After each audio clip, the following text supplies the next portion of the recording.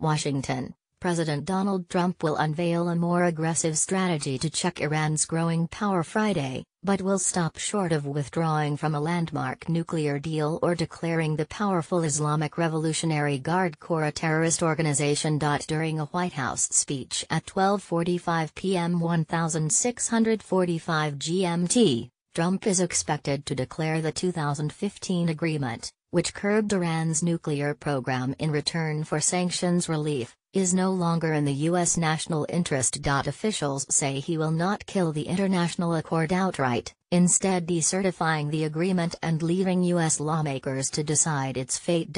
Trump had repeatedly pledged to overturn one of his predecessor Barack Obama's crowning foreign policy achievements, deriding it as the worst deal and one agreed to out of weakness. The agreement was signed between Iran and six world powers, Britain, China, France, Germany, Russia and the US, at talks coordinated by the European Union. While the deal stalled Iran's nuclear program and marginally thawed relations between Iran and its Great Satan, opponents say it also prevented efforts to challenge Iranian influence in the Middle East. According to a fact sheet released by the White House to set the stage for Trump's speech, he will rail against Iran's destabilizing influence on the Middle East, particularly its support for terrorism and militants. The strategy will seek to shield Israel from Iran's unrelenting hostility and counter the threat to all U.S. interests and allies from Iran's proxy forces, ballistic missile development and eventual nuclear ambitions.